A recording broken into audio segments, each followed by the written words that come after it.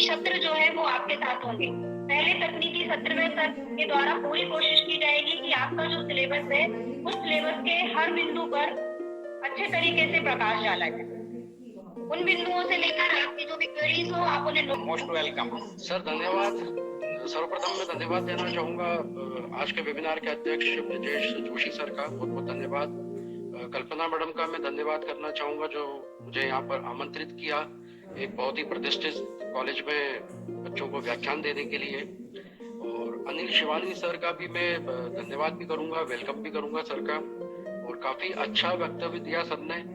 यही एक फायदा होता है किसी भी एक्सपीरियंस व्यक्ति को सुनने का।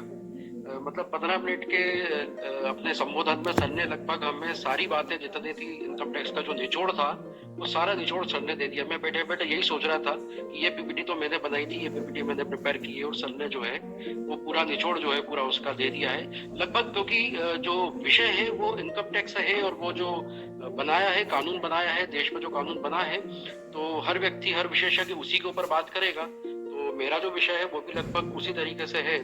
तो मैं सारे जो फैकल्टी मेंबर्स हैं ऑल फैकल्टी मेंबर्स को वेलकम करता हूं, धन्यवाद करता हूं आपने इस वेबिनार को ज्वाइन किया। सारे स्टूडेंट्स का मैं वेलकम करता हूं और शुरुआत करता हूं थोड़ा सा बेसिक के साथ में। मैडम ने जिस तरीके से मुझे सिलेबस दिया है तो थोड़ा सा सिलेबस को ध्यान में रखते हुए मैं अपनी बात को रखूंगा। तो आज मैं लगभग थ्योरेटिकल पॉइंट ऑफ व्यू से चलूंगा, आपको थ्योरेटिकल लगभग सारी बातें बताने की कोशिश करूंगा। और कल जो है मैं आपको प्रैक्टिकल एस्पेक्ट्स है कि किस तरीके से अपन कैलकुलेशंस करते हैं, जैसे शिवानी सर ने भी बताया, जैसे हाउस प्रॉपर्टी के अंदर कुछ क्लेम करने के बारे में उन्होंने बात करी, इंटरेस्ट को लेकर बात करी है, सैलरी में ग्रेजुएटी को लेकर पेंशन को लेकर सर ने बात करी है। तो जो हेड्स होते हैं उस हेड्स के अंदर किस हिसाब से हम डिडक्शन हम कैसे क्लेम कर सकते हैं उन सबको लेकर भी मैं आपसे इस विषय पे बात करूंगा। तो जैसे कि हम आयकर की बात कर रहे हैं तो आयकर जो है इंडिया में जो लगाया गया है, अभी जो वर्तमान में जो आयकर चल रहा है वो हमारा इनकम टैक्स एक्ट 1961 का है जो कि 1 अप्रैल 1962 से ऑल ओवर इंडिया में एप्लीकेबल है। पर 1860 में लगा है, सबसे पहले जो लगा है वो 1860 में आया था। जेम्स विल्सन ने जो है इसका यहाँ पर इंडिया में सबसे पहली बार इसका अपना बजट प्रस्तुत किया और इनकम टैक्स लगाया था। और उसके अंतर्गत 200 रुपीज की जो एनुअल इनकम है, सालाना इनकम अगर किसी व्यक्ति की 200 रुपए से ज्यादा होती थी उसके ऊपर ये इनकम टैक्स चार्ज किया जाता था, अन्यथा इनकम टैक्स चार्ज नहीं किया जाता था। जहां तक बात है आपके सिलेबस की तो उसमें दिया हुआ हिस्ट्री ऑफ इनकम टैक्स आयकर के बारे में बात है, तो उसी को मैं बेस लेते हुए थोड़ा सा आपसे डिस्कशन करूंगा। अगर हम मनुस्मृति की बात करें तो आज से 2300 वर्ष पहले आपकी कौटिल्य अर्थशास्त्र लिखा गया था। उस समय पर भी आयकर की व्याख्यान आती है कि मतलब जिस समय पर राजा महाराजा हुआ करते थे या नवाब हुआ करते थे उस समय पे भी इनकम टैक्स आयकर लगाया जाता था।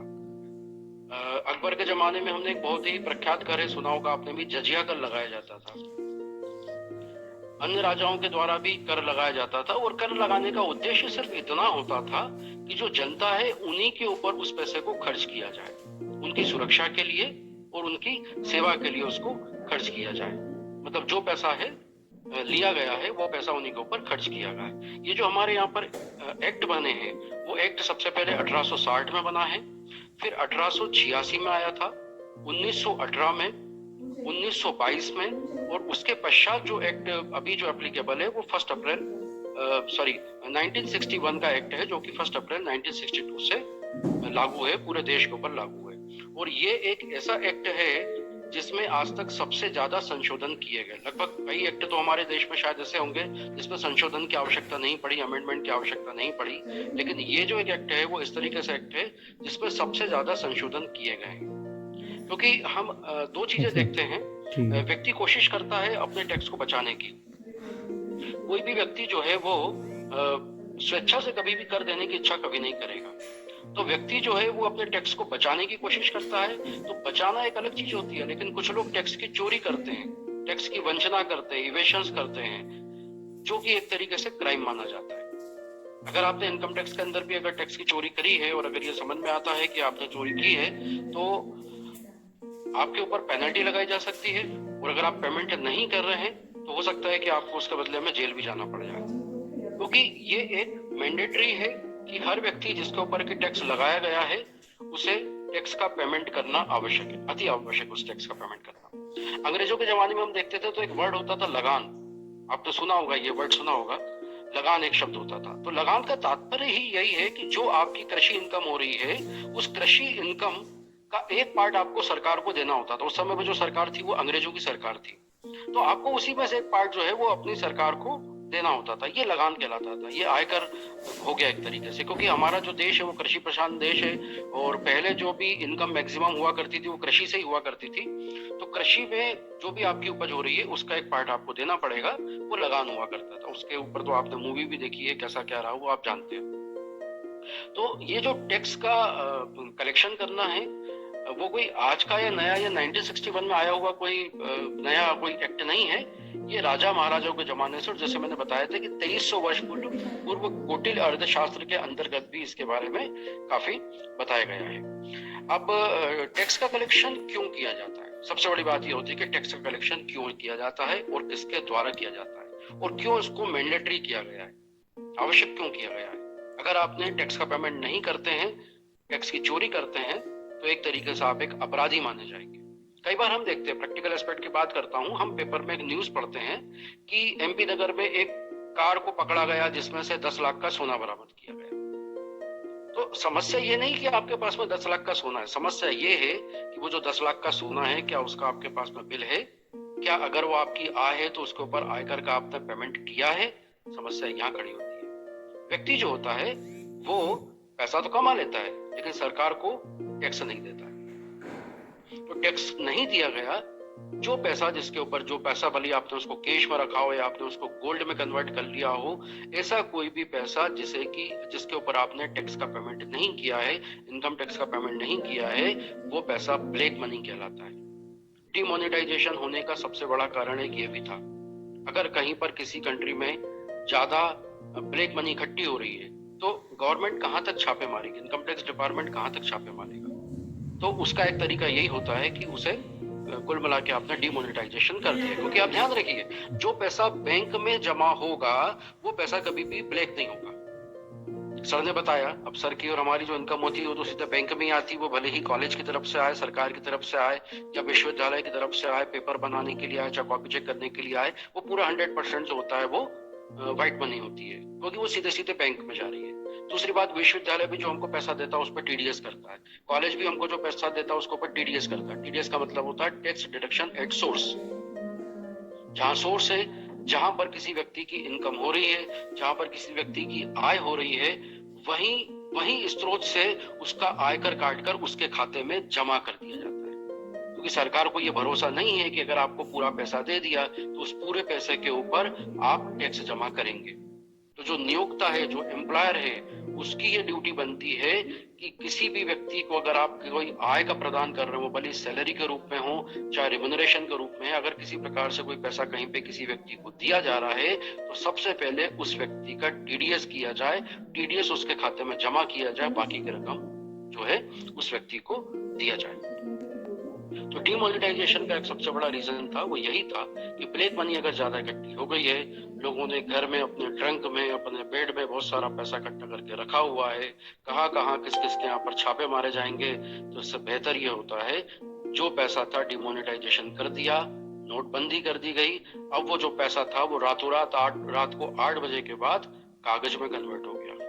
ब्लैक मनी पूरे तरीके से खत्म हो गई। क्योंकि आप गोल्ड भी खरीदने जाएंगे या कुछ अदर भी कुछ खरीदने जाएंगे तो ऑब्वियसली आपको दिखाना पड़ेगा कि पैसा आप कहां से लेके आए, ये आपको दिखाना पड़ेगा। तो अधिकतर आदमी क्या करता है, ब्लैक मनी को अपने घर में ही कहीं ना कहीं पे इकट्ठा करके रखता है। तो डिमोनेटाइजेशन का ये एक बहुत बड़ा रीजन है।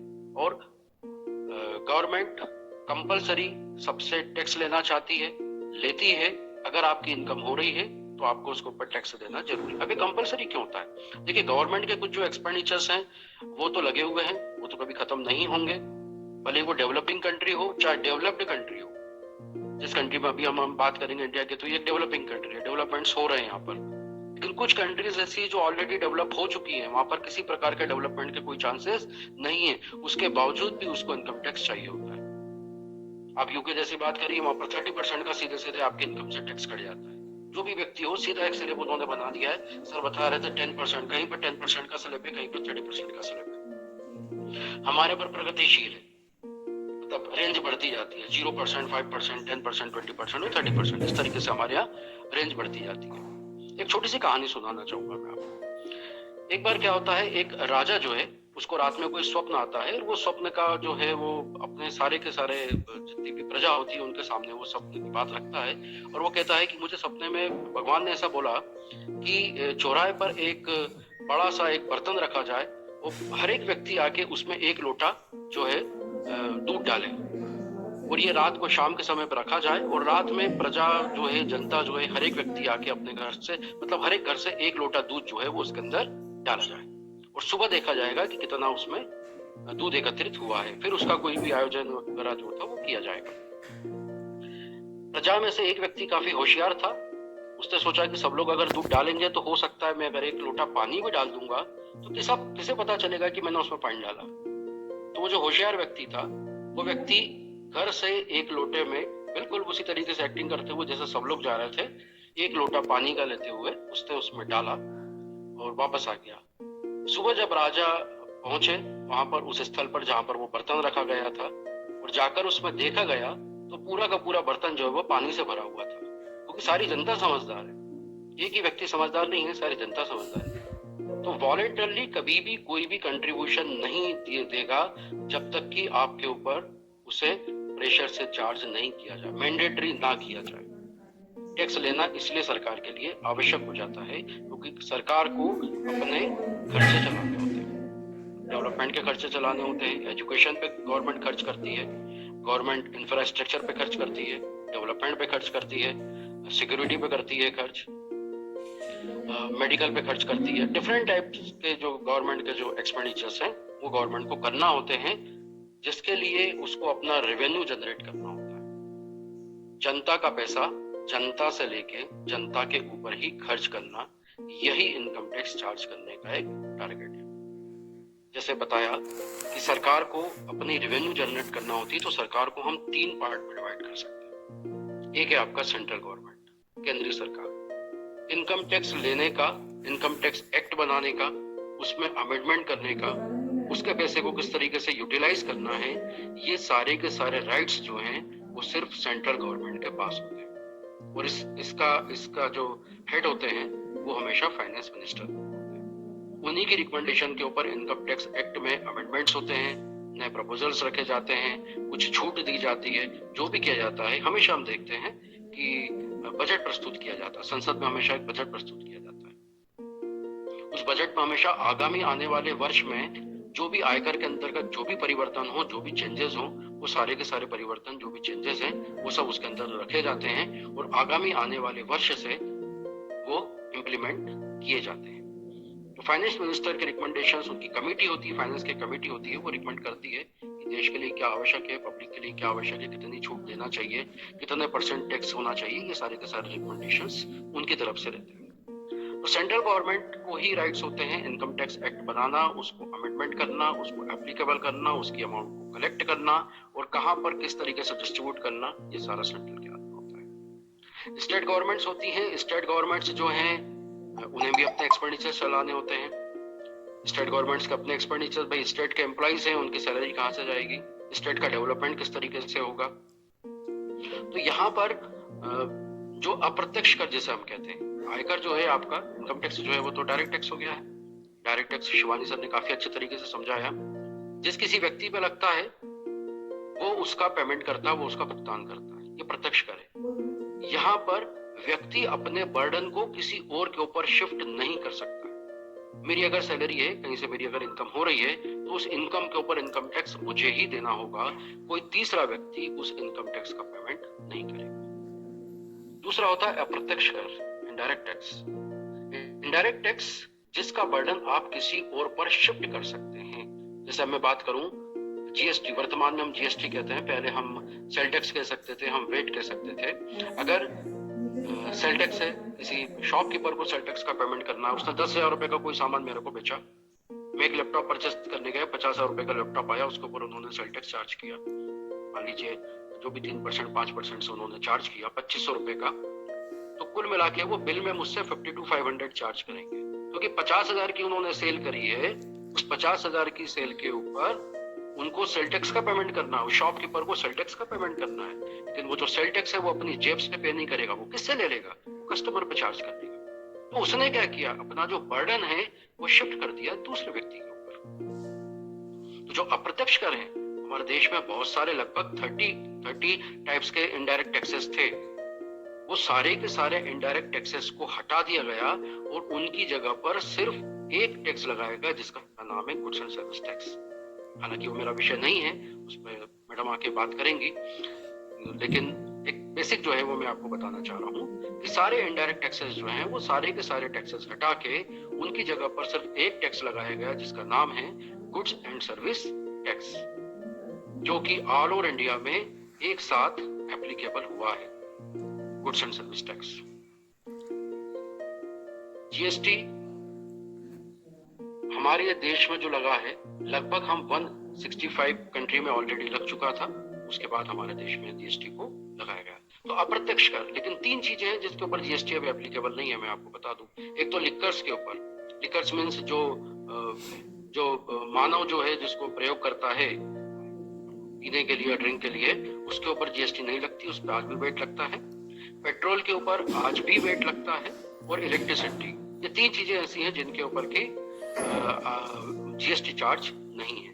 तभी आपको इनके रेट्स अलग अलग सिटी में, अलग अलग स्टेट में अलग अलग दिखेंगे। जब भी पेट्रोल के रेट कम या ज्यादा होते हैं तो आप न्यूज देखिएगा तो उसमें नीचे आता है बिल्कुल कि दिल्ली में ये रेट है, मुंबई में रेट है, भोपाल में ये, इंदौर में ये, और सूरत में ये रेट। ऐसा क्यों आता है? क्योंकि सब जगह का, हर एक स्टेट के अपने अपने वेट और सेल टैक्स एक्ट अपने अपने हैं, वो अपने हिसाब से टैक्स चार्ज करते हैं।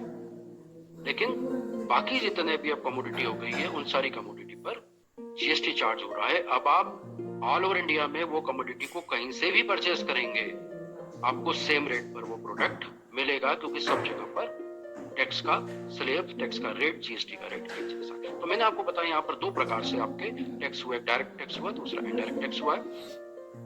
तीसरा जो होता है, नंबर फर्स्ट आपका सेंट्रल गवर्नमेंट ने चार्ज किया, दूसरा आपने लोकल गवर्नमेंट ने आपके ऊपर टैक्स चार्ज किया, तीसरा जो होता है वो लोकल गवर्नमेंट जो होती है, जिसे हम म्युनिसिपल कॉर्पोरेशन कहते हैं, वो भी आपसे टैक्स चार्ज करती है, क्योंकि उसको अपना नगर निगम है, नगर पालिका है, उनको अपने एक्सपेंडिचर्स करना होते हैं, डेवलपमेंट करना होता है, सिटी का डेवलपमेंट करना होता है। हम लोग पे करते हैं, प्रॉपर्टी टैक्स का हम पेमेंट करते हैं, हम वाटर टैक्स का पे करते हैं, हम सफाई के लिए भी आजकल पैसा देने लगे हैं। तो ये हम लोकल गवर्नमेंट को हम टैक्स का पेमेंट करते हैं। और अगर हमने पेमेंट नहीं किया तो आप देखते होंगे वो ऑटो में लाउड स्पीकर लगा के घूमते रहते हैं कि अगर आपने नहीं पेमेंट किया तो आपके ऊपर जब्ती की कार्रवाई की जाएगी, इस तरीके से। क्यों? क्योंकि टैक्स जो है वो हमेशा मैंडेटरी होता है, वो कंपलसरी होता है, हर व्यक्ति को उसका पेमेंट करना जरूरी होता है। तो अब मैं थोड़ा सा अपने टॉपिक के ऊपर आते हुए, मैंने कुछ स्लाइड बनाई है, मैं स्लाइड को आपके साथ शेयर करना चाहूंगा। अनिल सर ने जो बातें बोली हैं वही इनकम टैक्स की लगभग मेरी सारी स्लाइड्स हैं। आज मैं थ्योरेटिकल पॉइंट ऑफ व्यू से चलूंगा और कल हम इसके ऊपर प्रैक्टिकल इससे बात करेंगे। तो मैं स्लाइड को अपनी शेयर करता हूँ आपके साथ।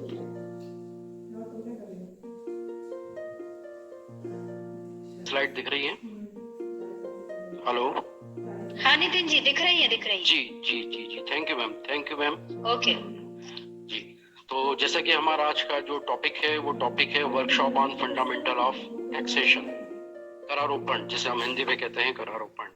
कर कहाँ से आया, किस तरीके से आया, उसके ऊपर हम सारी बात कर रहे हैं।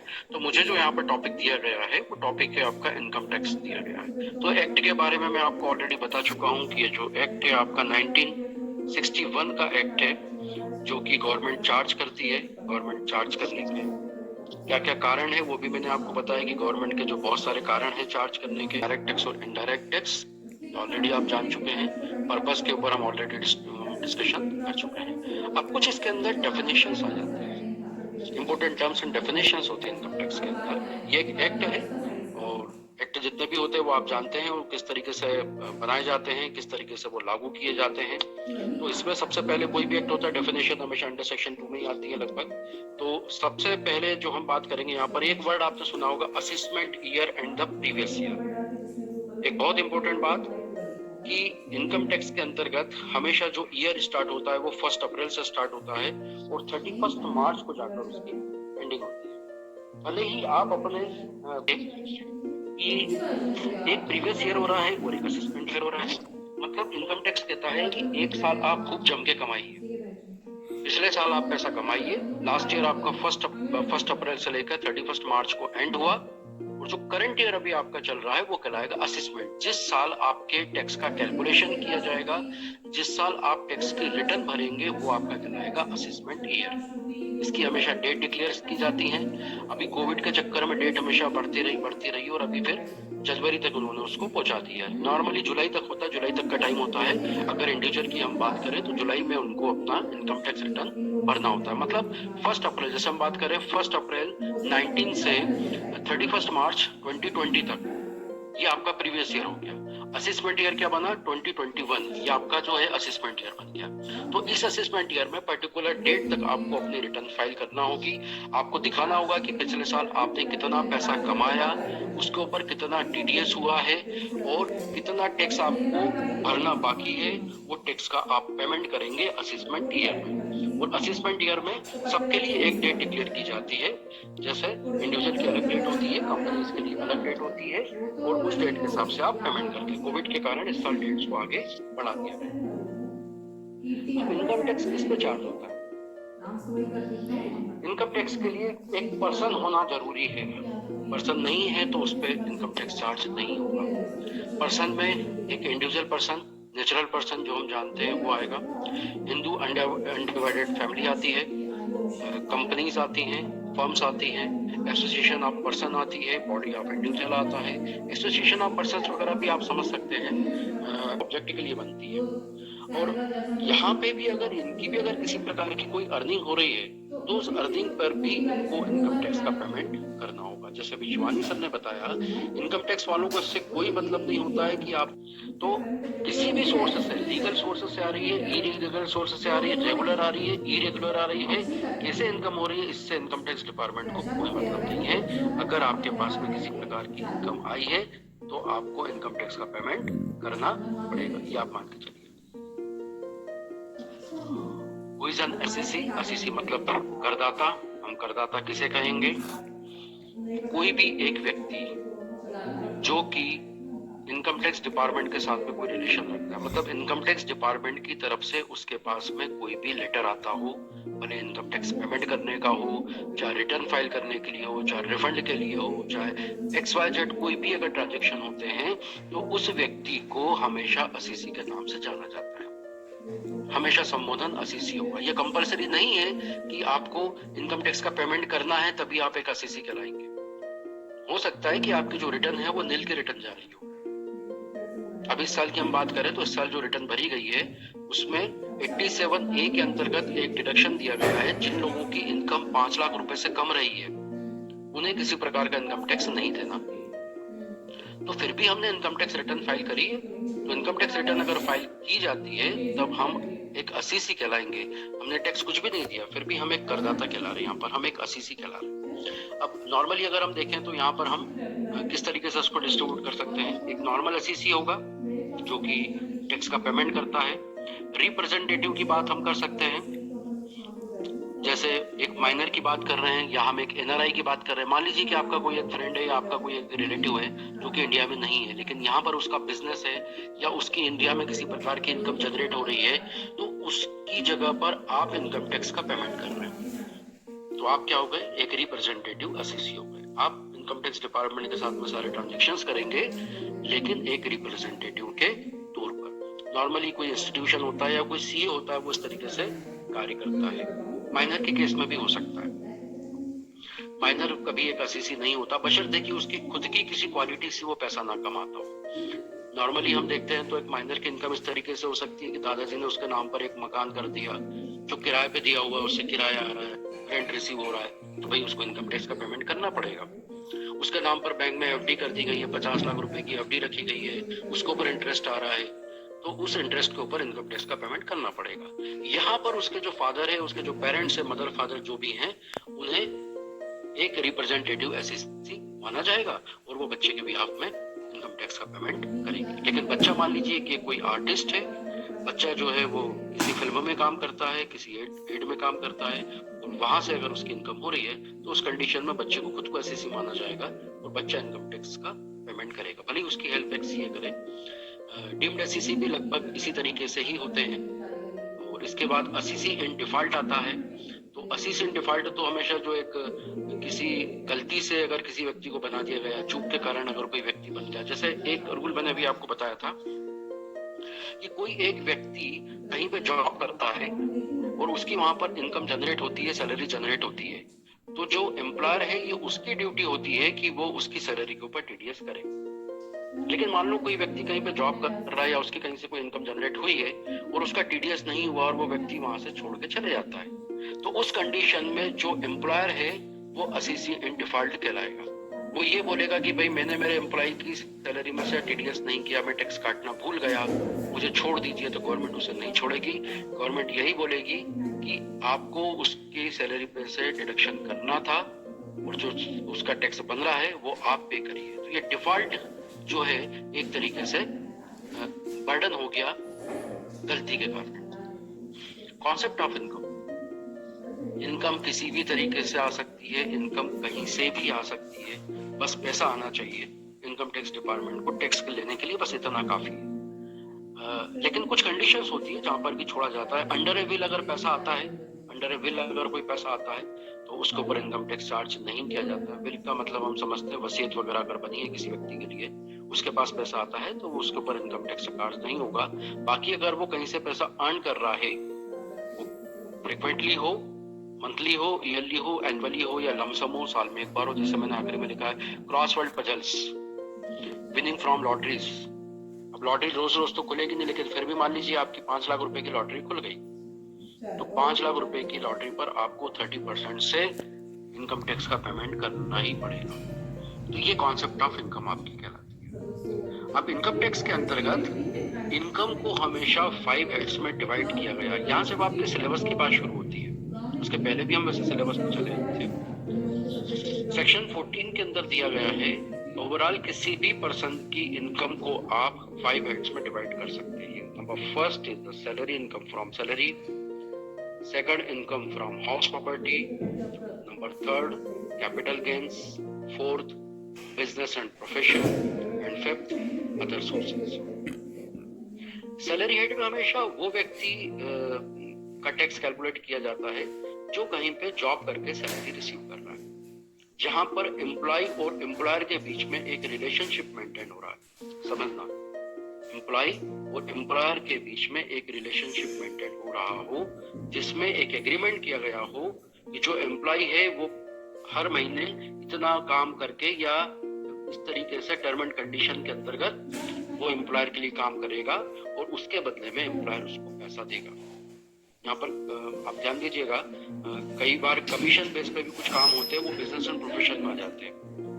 लेकिन अगर कोई एम्प्लॉय है, मान लीजिए कई बार होता है, हम लोग बैंक के एम्प्लॉयज वगैरह देखते हैं जो लोन वगैरह का काम करते हैं, तो हम पूछते हैं उनसे सैलरी कितनी है, तो वो बोलते हैं सब 10,000 रुपए तो हमारी सैलरी है, प्लस इसके अलावा हमारा इंसेंटिव हो जाता है। इंसेंटिव मतलब कमीशन वगैरह, जितने हम केस कराते हैं उस केस का 10%, 15%, 20% हमको मिलता है, तो वो भी पार्ट आपका सैलरी का ही कहलाएगा।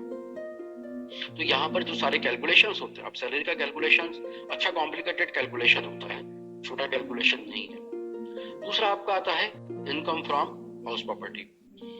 यहाँ पर इसका मीनिंग ये निकलता है कि अगर आपके पास में कोई मकान है और उसे आपने किराए पे दिया है, उस कंडीशन में जो आपको रेंट मिल रहा है वो रेंट टैक्सेबल होगा। जो रेंट आपको मिल रहा है वो रेंट आपके लिए टैक्सेबल होगा। ये कहलाएगा आपका इनकम फ्रॉम हाउस प्रॉपर्टी। अगर आपके पास में सिंगल मकान है, अगर आप पूंजीगत लाभ, जिसको शुद्ध हिंदी में कहा जाता है पूंजीगत लाभ, पूंजीगत लाभ कभी कभी होता है, हर बार नहीं होता है। आपके पास में कोई जमीन है, आपने बेच दी। आपके पास मकान है, आपने मकान बेच दिया। आपके पास शेयर्स हैं, आपने शेयर्स बेच दिए। आपके पास में कोई इंडस्ट्री थी, आपने इंडस्ट्री बेच दी। आपके पास गोल्ड था, आपने गोल्ड को बेचा। इस तरीके से अगर आपने कोई भी संपत्ति को, कैपिटल का मतलब यहाँ पे होता है पूंजीगत, है ना, तो अगर आपने किसी भी संपत्ति को अगर आपने बेचा है और संपत्ति को बेचकर अगर आप कोई पैसा कमा रहे हैं, पैसा अर्न कर रहे हैं, तो उस पे जो गेन होगा, उस पे जो लाभ होगा, वो कैपिटल गेन हेड के अंदर टैक्सेबल माना जाता है। इसका भी एक कैलकुलेशन होता है, मैं कल आपको कैलकुलेशन एस्पेक्ट से बतलाऊंगा किस तरीके से हम इसका कैलकुलेशंस करते हैं, इसमें हमको किस प्रकार के एग्जम्पशंस मिलते हैं, ये मैं आपको पूरा डिटेल से कल बताऊंगा। इसके बाद नेक्स्ट अपना जो हेड हो रहा है वो हो रहा है आपका income from business and profession. आप या तो बिजनेस से अर्न करें या प्रोफेशन से अर्न करें। आप पैसा कैसे भी कमा रहे हैं, आपको इनकम टैक्स का पेमेंट करना है। बिजनेस का मतलब आप जानते हैं, बिजनेस में और प्रोफेशन में एक डिफरेंस होता है, बहुत बड़ा बेसिक डिफरेंस होता है, वो होता है आपका एजुकेशन का या एक्सपर्टाइजेशन का। प्रोफेशन हमेशा जो होता है वो किसी सब्जेक्ट में पर्टिकुलर इसमें एक्सपर्टाइजेशन होता है। बिजनेस के लिए आपको कोई एक्सपर्टाइज होने की जरूरत नहीं है। बिजनेस में आप एक कमोडिटी परचेज करके लेके आते हैं या कमोडिटी को बनाते हैं और उसको आप बेच देते हैं, दैट इज द बिजनेस। आप दिल्ली गए, दिल्ली से कोई सामान खरीद के लेके आए, 2 लाख का सामान खरीद के लेके आए, भोपाल में आपने 3 लाख में बेच दिया, इट्स द बिजनेस। आप रॉ मटेरियल खरीद के लेके आए, आपने उसका प्रोडक्शन किया, आपने उसको मार्केट में सेल कर दिया, इट्स द बिजनेस। जबकि जो प्रोफेशन होता है, प्रोफेशन में कभी भी कोई कमोडिटी नहीं होती है। प्रोफेशन में हमेशा कोई एक्सपर्टाइजेशन होती है, कोई क्वालिटी होती है, कोई क्वालिफिकेशन होती है। जैसे हम डॉक्टर के पास जाते हैं, हम किसी इंजीनियर के पास जाते हैं, हम किसी लॉयर के पास जाते हैं, तो वो हमें कोई कमोडिटी नहीं देते। अगर आप किसी डॉक्टर के पास जाएंगे तो वो आपको कोई कमोडिटी नहीं देगा, दवाई भी नहीं देगा, वो तो बोल देगा, प्रिस्क्रिप्शन लिख देगा, वो आपको सिर्फ एडवाइस दे रहा है। आप इंजीनियर के पास जाते हैं तो वो भी आपको एडवाइस देता है, आपके लिए जो मकान आप बनाने वाले खरीदने वाले हैं उसका मैप बना के देता है आपको। तो ये एक बेसिक डिफरेंस हो जाता है। लेकिन अगर वो व्यक्ति बिजनेस के थ्रू या प्रोफेशन के थ्रू, किसी के भी थ्रू अगर पैसा कमाता है तो उसे इनकम टैक्स का पेमेंट करना है। और एंड में आ गया है अदर सोर्सेज, मतलब अब ऐसे सोर्सेज जो जितने बच गए, ये 4 को छोड़कर बाकी जितने भी सोर्सेज बच गए, कहीं से भी आपकी इनकम हो रही हो, लीगल इनकम हो रही है, इलीगल इनकम हो रही है, शेयर्स के ऊपर डिविडेंड मिल रहा है, हालांकि वो एग्जम्प्ट होता है, आपको इंटरेस्ट मिल रहा है, कहीं से कोई भी पैसा मिल रहा है, लॉटरी है, क्रॉसवर्ड पजल से, किसी भी तरीके से हॉर्स का पैसा हो गया है, वो सारी की सारी इनकम्स जो होती हैं वो सारी की सारी अदर सोर्स में टैक्सेबल होती है। तो जब कभी भी कोई व्यक्ति इनकम टैक्स की रिटर्न फाइल करता है तो रिटर्न फाइल करने में उसको अपने ये 5 हेड्स बताने होते हैं। लेकिन जरूरी नहीं है कि ये 5 के 5 हेड से आपकी इनकम हो रही हो। मान लो कोई व्यक्ति जॉब करता है, इसके अलावा कुछ भी नहीं है, भाई मैं जॉब करता हूँ तो मेरी सैलरी हेड से इनकम आएगी। हाउस प्रॉपर्टी में मैं लिखूंगा नील, पढ़ेंगे आपके 2 से आ रही है, 3 से आ रही है, 5 से आ रही है, जितने भी सोर्सेज से आ रही है उन सबके इंडिविजुअली कैलकुलेशंस करने के बाद आपको उसका टोटल करना होता है और वो टोटल कहलाता है आपका ग्रॉस टोटल इनकम। आपकी पिछले साल में, आपकी प्रीवियस ईयर में कितनी इनकम हुई है वो पता की जाती है इन 5 हेड्स की इनकम को टोटल करने के बाद। कंपलसरी नहीं है, फिर मैं आपको रिमाइंड कराता हूँ कि कंपलसरी नहीं है। तो इनकम में से कुछ डिडक्शंस होते हैं। देखिए शुरू में मैंने आपको बात बताई थी, एक होता है कर नियोजन, जिसको बोलते हैं टैक्स प्लानिंग। टैक्स प्लानिंग करना, सरकार खुद बोलती है कि आप टैक्स का प्लान करिए, वो आपको कुछ एग्जम्पशंस, कुछ आपको छूट देती है। शिवानी सर ने बताया कि अगर आप कहीं पे डोनेशन देते हैं, अगर आपके यहाँ पर कोई हैंडीकैप्ड है, उसके लिए अगर आप कोई खर्चा कर रहे हैं तो आपको उसके ऊपर बाकायदा डिडक्शन मिलेगा। तो ग्रॉस टोटल इनकम में से जब इन डिडक्शंस को हम माइनस करते हैं और उसके बाद जो पैसा बचता है, वो जो पैसा या इनकम बचती है वो कहलाती है नेट इनकम या टैक्सेबल इनकम। टैक्स हमेशा टैक्सेबल इनकम पे चार्ज किया जाता है, ग्रॉस टोटल इनकम के ऊपर चार्ज नहीं किया जाता है। फिर रिमाइंड कराता हूँ, ग्रॉस टोटल इनकम में से आप डिडक्शंस माइनस करते हैं जो कि अंडर सेक्शन 80 में आते हैं, और 80 के जो डिडक्शंस आप माइनस करेंगे, जो कि टैक्स प्लानिंग का एक बहुत बड़ा हिस्सा होते हैं, जब उसको आप माइनस करेंगे उसके बाद में जो आपका बचा है वो आपका टैक्सेबल या आपकी नेट इनकम कहलाएगी, जिस पर आपको इनकम टैक्स का पेमेंट करना है। और उसमें भी फिर वही स्लैब की बात, प्रगतिशील कर है, आप किस स्लैब में आ रहे हैं वो देखा जाता है और स्लैब के हिसाब से आप पेमेंट करते हैं। एक इम्पोर्टेंट बात, एग्रीकल्चर इनकम, जिसे कि हम एग्जम्प्ट मानते हैं, एग्रीकल्चर इनकम को ग्रॉस टोटल इनकम में तो जोड़ा जाता है लेकिन उस पर टैक्स भी कैलकुलेट किया जाता है। लेकिन जब आपका ग्रॉस टैक्स बनता है उसमें से एग्रीकल्चर इनकम के ऊपर जो टैक्स बना होगा उस टैक्स को माइनस कर दिया जाता है। ये आप ध्यान दीजिएगा, आपने gross total income, gross total tax calculate किया है, तो ग्रॉस टोटल टैक्स कैलकुलेट करने के बाद में आपका जो एग्रीकल्चर पर टैक्स बन रहा है उस टैक्स को माइनस कर दिया जाता है। लेकिन अगर कोई व्यक्ति है जिसे सिर्फ एग्रीकल्चर से ही इनकम हो रही है तो उसके लिए ये 100% एग्जम्प्ट होगी। एग्रीकल्चर से आपको कितना भी पैसा मिल जाए वो 100% एग्जम्प्ट होता है, उस पर किसी प्रकार का टैक्स नहीं लगाया जाता है। लेकिन कुछ कंडीशंस आपको समझ के चलना है। पहली बात, सबसे पहली कंडीशन जो होती है, एग्रीकल्चर इनकम उसी कंडीशन में एग्जम्प्ट होगी जब लैंड जो है, जमीन जो है वो भारत में स्थित हो। आपकी भारत में कहीं पर भी जमीन हो, वहां पर आप अगर खेती करते हैं, उससे होने वाली जो आय है वो आपके लिए 100% एग्जम्प्ट है। लेकिन हम ये मान लेते हैं कि अगर आपकी कोई जमीन एग्रीकल्चर लैंड जो कि बांग्लादेश में है और बांग्लादेश से आपको एग्रीकल्चर इनकम हो रही है, तो उसके ऊपर आपको इंडिया में इनकम टैक्स का पेमेंट करना पड़ेगा। तो सबसे पहली कंडीशन, अगर आपका लैंड इंडिया में सिचुएटेड है और वहां से अगर आप कोई एग्रीकल्चर प्रोडक्ट ले रहे हैं, तो उस कंडीशन में उसकी इनकम 100% एग्जम्प्ट होगी। दूसरी बात, एग्रीकल्चर का मतलब क्या है, खेती करने का मतलब क्या है? खेती करने का मतलब, आप ध्यान दीजिएगा, आपको खेती के अंतर्गत सारी प्रोसेस करना जरूरी है। आधी प्रोसेस को कभी आप एग्रीकल्चर इनकम नहीं मानेंगे। आधी प्रोसेस मतलब कोई फसल अपने आप उग गई, आपने काट के बेच दिया, तो आपकी एग्रीकल्चर इनकम नहीं है, क्योंकि आपने पूरी प्रोसेस कहाँ करी। खेती की प्रोसेस आप पूरी जानते हैं, है ना। ड्रिलिंग से स्टार्ट करते हैं, जमीन को खोदना हम शुरू करते हैं, हम उसमें बीज डालते हैं, वाटरिंग पानी देना हम शुरू करते हैं, फिर फसल बड़ी होती है ना, फिर उसमें छटाई वटाई करना पड़ती है, फिर फसल को काटते हैं, फिर फसल को सुखाते हैं, फिर जाके मार्केट में बेचते हैं। जब आपने ये सारी की सारे प्रोसेस की होगी, तब माना जाएगा कि ये आपकी एग्रीकल्चर इनकम है। मान लीजिए किसी व्यक्ति ने खेती का पूरा काम किया, आप गए उसके खेत पर, फसल खड़ी हो गई, पक गई, गेहूं की फसल अभी मार्च अप्रैल में आने वाली है। आप गए मार्च में, फरवरी में गए और आपने बोला ये खड़ी फसल हमको दे दो। आपने उससे खड़ी फसल खरीद ली, वो खरीदने के बाद आपने उसको मार्केट में बेच दिया। आपने खरीदी, मान लीजिए 5 लाख की फसल मार्केट में बेची आपने 7 लाख में, 2 लाख रुपए की जो इनकम हो रही है उसके ऊपर आपको इनकम टैक्स का पेमेंट करना पड़ेगा। ध्यान दीजिएगा, क्योंकि एग्रीकल्चर का काम तो आपने पूरा किया ही नहीं। एग्रीकल्चर का काम तो उस किसान ने किया था जिसको आपने 5 लाख रुपए दिए। आपने ना तो जमीन खोदी, ना आपने उसमें बीज डाला, ना आपने उसमें पानी दिया। जब तक ये सारी प्रोसेस नहीं होती है, तब तक एग्रीकल्चर इनकम नहीं मानी जाएगी। हाँ, तीसरी एक और बात इसमें इंपॉर्टेंट आ जाएगी। कई बार ये होता है कि व्यक्ति जो है वो खुद एग्रीकल्चर का काम नहीं करता है, अपनी जमीन को किसी को बटाई पे दे देता है। ये एक नॉर्मल वर्ड होता है जो हमारे इधर चलता है, बटाई पे दे दिया किसी को, है ना। तो आपने अपनी जमीन किसी को दी, सामने वाला व्यक्ति उस पर एग्रीकल्चर प्रोडक्ट ले रहा है, ये भी ध्यान देना, सामने वाले को उस पर एग्रीकल्चर का काम करना जरूरी है। आपने दे दिया और सामने वाले ने माइंस का काम करना शुरू कर दिया, ईंट बनाने का काम शुरू कर दिया, तो ना तो आपकी इनकम ना सामने वाले की इनकम, दोनों की इनकम एग्जम्प्ट नहीं होगी, दोनों को टैक्स का पेमेंट करना पड़ेगा।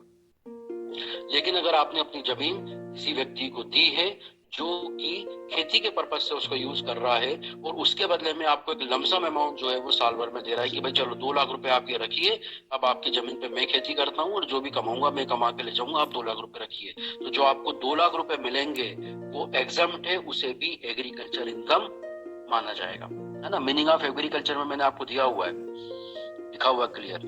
Income should be derived from the land, जमीन से इनकम होना चाहिए, लैंड आपका इंडिया में सिचुएटेड होना चाहिए, और उसके ऊपर जो एग्रीकल्चर के बेसिक ऑपरेशंस होते हैं वो सारे के सारे ऑपरेशंस होना जरूरी है, उसके ऊपर 100% टैक्स लगेगा। जैसे कि पोल्ट्री फार्मिंग, आपने पोल्ट्री का काम किया हुआ है, आपने डेयरी फार्मिंग का काम किया हुआ है, आपने शहद बनाने के लिए मधुमक्खी पाली हुई है, वहां पर आपने जो है स्टैंडिंग क्रॉप परचेज किया। स्टैंडिंग क्रॉप होता है या बम्बूस वगैरह होते हैं, कई बार होता है ना जो घास वगैरह जो होती है वो अपने आप लग जाती है, जो बांस होते हैं वो अपने आप लग जाते हैं। आपने सिर्फ इतना किया कि उनको पानी देके बड़ा किया और काट के मार्केट में बेच के आ गए, उस कंडीशन में वो एग्रीकल्चर इनकम नहीं मानी जाएगी, उसके ऊपर टैक्स लगेगा। अब ये बात अलग है कि कौन देखते आता है कि आपके खेत किसने क्या लगाया और क्या बेचा, लेकिन ये माना जाएगा कि जब तक आप पूरा काम नहीं करेंगे तब तक वो एग्रीकल्चर इनकम में काउंट नहीं होगा। तो एग्रीकल्चर इनकम को हमारे यहाँ पर 100% इंडिया में एग्जम्प्ट किया गया है इनकम टैक्स के अंतर्गत।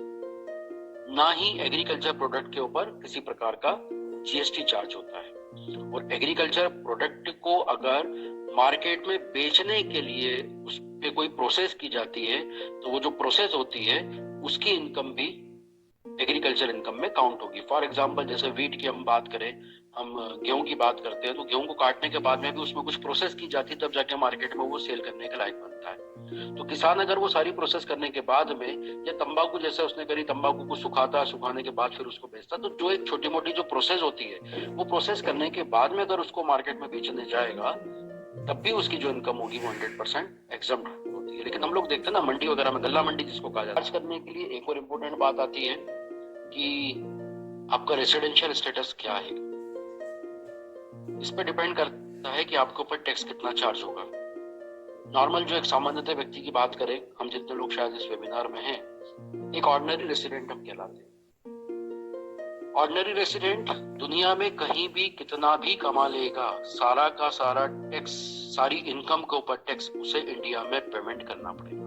ये कंपलसरी बात हो जाती है। एक ऑर्डिनरी रेसिडेंट जो है वो अपनी सारी इनकम, वो भले इंडिया से हो रही हो या इंडिया के बाहर से हो रही हो, कहीं से भी उसकी इनकम हो रही हो, उसे इनकम टैक्स का पेमेंट जो है वो इंडिया में करना पड़ेगा।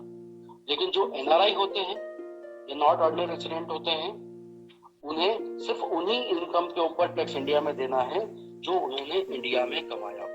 इंडिया के बाहर अगर वो कोई पैसा कमा रहे हैं तो उसके ऊपर वो इंडिया में इनकम टैक्स नहीं देंगे। तो एक रेसिडेंट पर्सन, सर ने कंडीशन बताई थी, वो कंडीशन मैं फिर से रिपीट कर रहा हूँ। सबसे पहली बात, प्रीवियस ईयर में अगर कोई व्यक्ति 182 डेज के लिए इंडिया में रहता है तो he is the resident of India. 182 days तो बहुत ही कंपलसरी है। अगर कोई व्यक्ति पिछला साल फिर मैं बता रहा हूँ 1920 की अपन बात करते हैं, अभी जो आपका प्रीवियस ईयर चल रहा है 1 अप्रैल 2019 से स्टार्ट हुआ, 31 मार्च 2020 पे जाके खत्म हुआ, ये आपका प्रीवियस ईयर हुआ है। अगर आप इस प्रीवियस ईयर में 182 डेज के लिए इंडिया में नहीं, तो आप एनआरआई डिक्लेयर हो जाएंगे, नॉन रेसिडेंट इंडियन आप डिक्लेयर हो जाएंगे, अनिवासी आप डिक्लेयर हो जाएंगे। उस कंडीशन में आपको इनकम टैक्स उसी इनकम पे देना है जो आपने इंडिया में अर्न की है। इंडिया के बाहर अगर आप कुछ अर्न कर रहे हैं, ये कंडीशंस आपको ध्यान रखना पड़ेगी। Number first condition, previous year में 182 डेज वो इंडिया में रहा हो। अगर 182 डेज नहीं रहता तो उसमें सेकंड कंडीशन ये लग जाएगी कि प्रीवियस ईयर में 60 डेज या उससे ज्यादा, लेकिन प्रीवियस ईयर के पहले के जो 4 साल हैं उसमें कम से कम 365 डेज वो इंडिया में रहा हो। हमने यहाँ पर टेस्ट 1 टेस्ट 2 कर दिए यहाँ पे, तो इनमें से कोई सी भी, ये दोनों को हम बेसिक कंडीशन भी कह सकते हैं। तो पहली बेसिक कंडीशन हो गई कि आपने 182 डेज इंडिया में रह लिया, ठीक है, अच्छी बात है। दूसरी बेसिक कंडीशन बोलती है कि अगर आप प्रीवियस ईयर में 182 डेज नहीं रहते हैं, तो प्रीवियस ईयर में अगर आप 60 दिन से ज्यादा रहते हैं, एडिशनल कह सकते हैं। एक ऑर्डिनरी रेसिडेंट होगा तो वो ये चारों कंडीशन पूरी कर लेगा, मतलब बेसिक में से कोई वो एक पूरी कर सकता है, लेकिन जो नीचे जो 2 कंडीशंस दी गई हैं वो दोनों कंडीशन उसको पूरी करना जरूरी है, तो वो एक रेसिडेंट पर्सन हो जाएगा। लेकिन एक नॉट ऑर्डिनरी रेसिडेंट की बात करें तो नॉट ऑर्डिनरी जो होता है वो ऊपर वाली बेसिक कंडीशन में से तो कोई सी एक पूरी कर लेता है, लेकिन नीचे वाली जो 10 साल में से 9 साल और 7 साल में से 729 दिन है वो फुलफिल नहीं कर पाता है, तो वो नॉट ऑर्डिनरी रेसिडेंट कहलाता है। लेकिन नॉन रेसिडेंट जो बेसिक कंडीशंस में से भी कोई सी भी पूरी नहीं करता, मतलब प्रीवियस ईयर में अगर वो 182 डेज इंडिया में नहीं रहता है तो उस कंडीशन में वो एनआरआई कहलाएगा, और वो किसी भी प्रकार की इनकम जो उसे इंडिया के बाहर हो रही है उसके ऊपर टैक्स का पेमेंट नहीं करेगा। स्टूडेंट्स लोग चाहें तो उसके स्क्रीनशॉट ले सकते हैं। ये टैक्सेबिलिटी वही हो जाती है जो मैंने भी आपको बताई है डिटेल में आपको। रेसिडेंट पर्सन तो ऑल ओवर इंडिया में कहीं भी अर्न करेगा या इंडिया के बाहर भी अर्न करेगा तो उसे इंडिया में टैक्स देना है। लेकिन एनआरआई और नॉट ऑर्डिनरी पर्सन जो है, हम थोड़ा सा कल हम इनकम को किस तरीके से कैलकुलेट करते हैं सैलरी हेड में, हाउस प्रॉपर्टी में, उसकी बात करेंगे। लेकिन जब इन सब की इनकम कैलकुलेट करने के बाद में ग्रॉस टोटल इनकम आती है तो ग्रॉस टोटल इनकम में से कुछ डिडक्शंस हम देते हैं जो कि अंडर सेक्शन 80 कहलाते हैं, जो सामान्यतः हम जानते भी हैं, हमारे घर में भी हम लोग इन्वेस्टमेंट की बात करते हैं तो सेक्शन 80 की बात आती है। तो वो माइनस करने के बाद में ग्रॉस टोटल इनकम में से अंडर सेक्शन 80 के डिडक्शंस माइनस करने के बाद में जो इनकम आती है वो कहलाती है आपकी टैक्सेबल इनकम।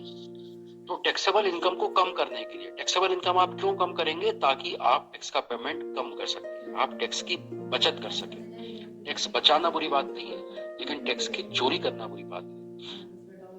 जो डिडक्शंस हैं वो गवर्नमेंट ने खुद ही बताए हैं कि आप इन जगह पर अगर आप इन्वेस्टमेंट्स करते हैं तो आपको डिडक्शन मिल जाएंगे। सबसे इंपॉर्टेंट एक इंडिविजुअल पर्सन के लिए जो होता है वो अंडर सेक्शन 80C, ये एक एसेट डिडक्शन है जिसमें हर व्यक्ति जो है वो इन्वेस्टमेंट करता ही है।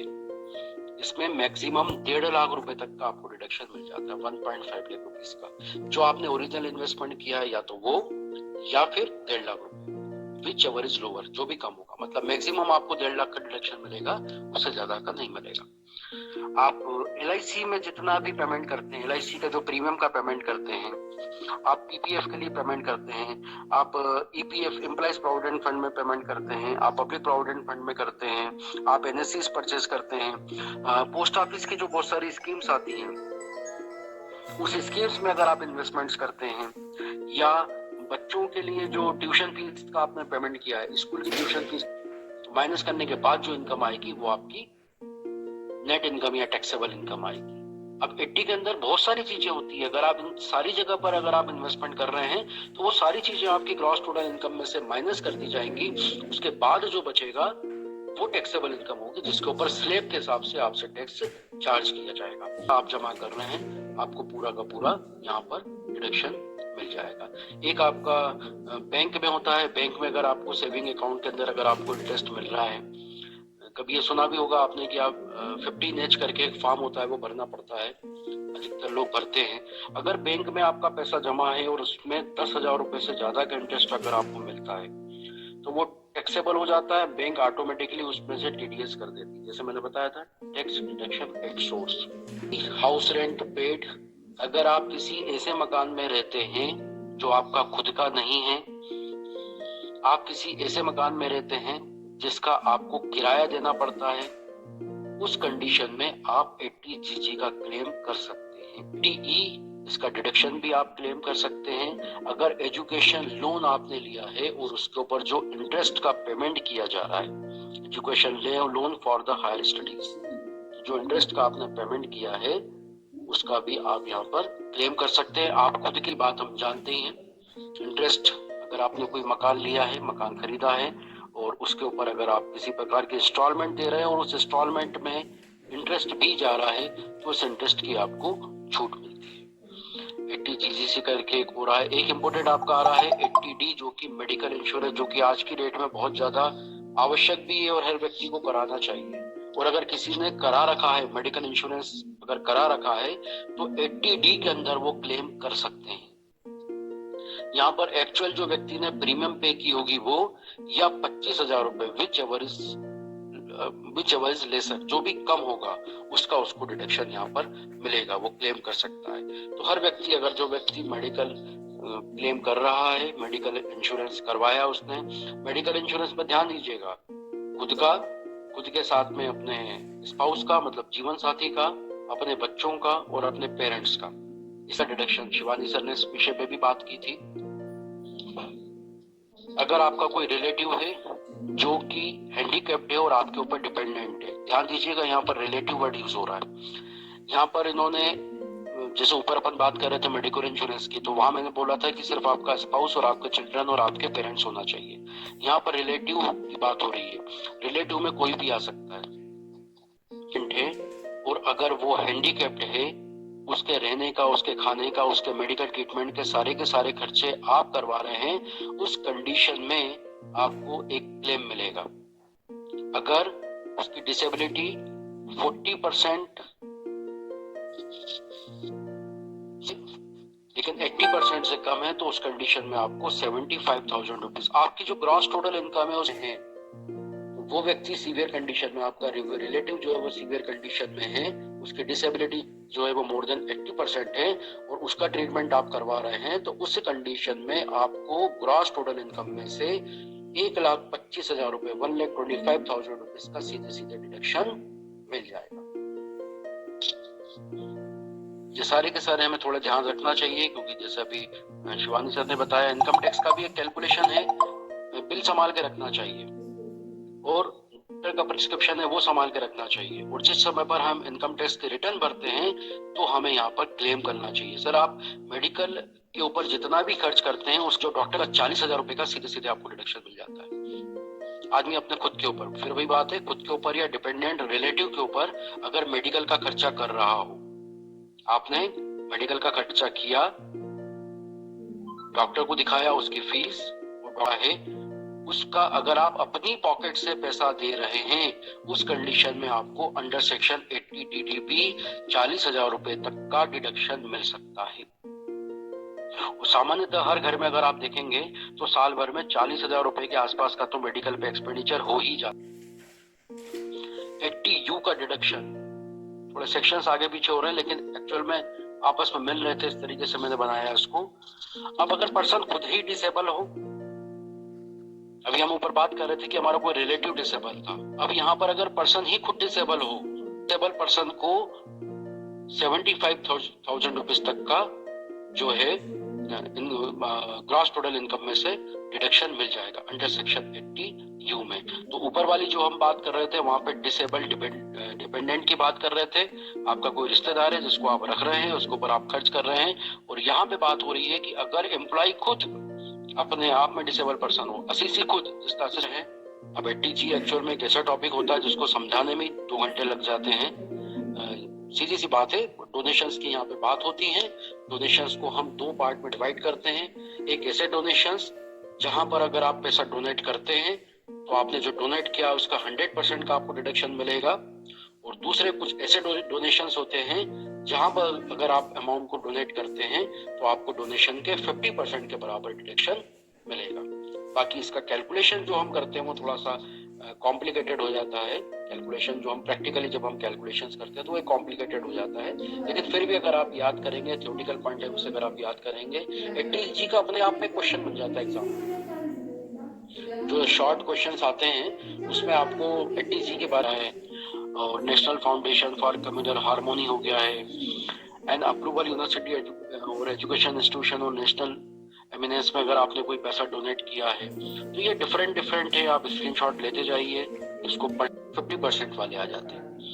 जहां पर आपको दिख रहा है जवाहरलाल नेहरू मेमोरियल फंड में आपने दिया है, इंदिरा गांधी मेमोरियल ट्रस्ट में दिया है, राजीव गांधी फाउंडेशन में दिया, ये तो आप नाम से याद कर लीजिएगा कि 3 नाम के हिसाब से तो 50% हो गया। इसी की बात कर रहे हैं, यहाँ पर पॉलिटिकल पार्टी को कंट्रीब्यूशन देने की बात चल रही है। अगर कोई कंपनी किसी पॉलिटिकल पार्टी को कंट्रीब्यूट करती है तो 80G में उसको डिडक्शन मिलेगा, और अगर एक इंडिविजुअल पर्सन है जो कि पॉलिटिकल पार्टी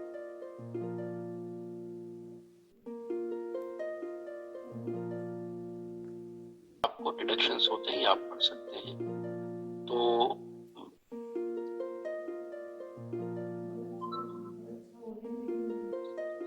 बिल्कुल कल में और अभी भी लगभग 30 बने हुए हैं। मेरे को अच्छा लग रहा है मेरे को कि बच्चे कुल मिला के बने हुए, वरना मुझे लग रहा था कि मैं यहाँ स्लाइड चला रहा हूँ और उधर बच्चे बाहर हो रहे हैं। तो ऐसा नहीं है। बिल्कुल बेटा, श्योर है ना। तो कल अपन इंटरेक्शन राउंड भी रखेंगे। कल मुझे बताइए, क्या मैं प्रैक्टिकल एस्पेक्ट्स इसको बताऊं मैं आपको, प्रैक्टिकल एस्पेक्ट्स है किस तरीके से सैलरी कैलकुलेट, और your very informative session, as in a very easy way you interpret the taxation law through your slides.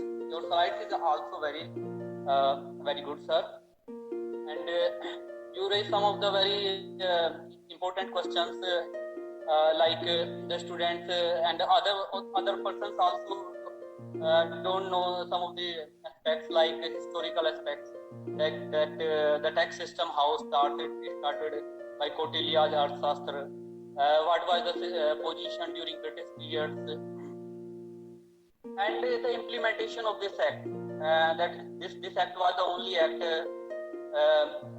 one of the act which is applicable throughout the India, even in the state of Jammu and Kashmir. You share this informative report, sir. You also discuss why the government is collecting tax, for what purposes, for running the government, for hospitals, for other